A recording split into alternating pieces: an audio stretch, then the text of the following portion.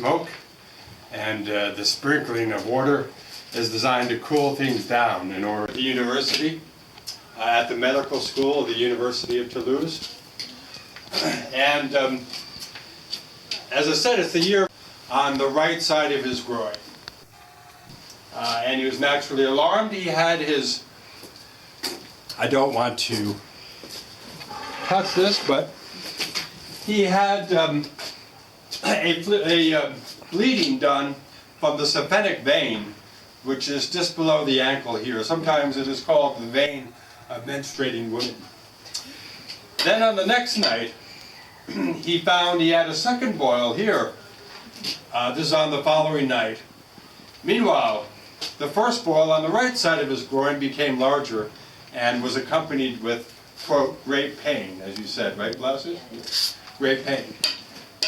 So that was the situation when Blasius called me in. Master Philip Elephantis, who you describe as a great and universal teacher and an able physician, is that right? To lance his plague boil, his glandula, or glandular swelling, as he calls it. I was reluctant to do this at first, but Blasius, you persuaded me to do this. Because you said the poisonous matter inside this glandular swelling was raging, and the disease was in an acute stage. And therefore, this poisonous matter needed to be evacuated immediately. Okay.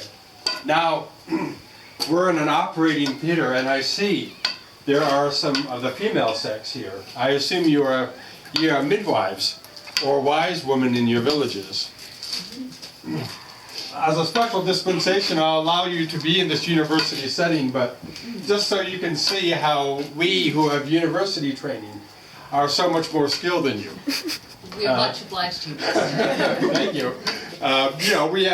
We have received education of the great masters of antiquity, Hippocrates, Galen, Avicenna, and I could name many more names that we study here in the university. But anyway, so I'll allow you to see this operation as was. Now I ask you, before I operate, before I lance this boil, what would any of you do if perhaps you were a physician and you were presented with a case like this? What is the first thing you would do? Pray. Pray, okay. Earnestly. Hot and moist packs to bring to the surface the evil matter. Really?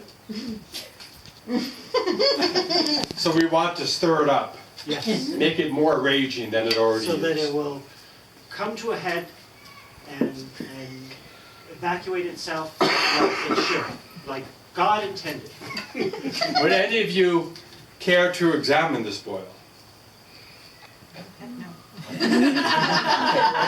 I, Master? No. That is the completely wrong thing to do. We do not examine or look at it at all. In fact, as you can see, Blasius is elevated. We want the patient in an elevated position away from you. Because we know that this matter is contagious, do we not? Quite so. So we don't want to, some doctors in their treatises advise that we keep our face turned away from the patient, that we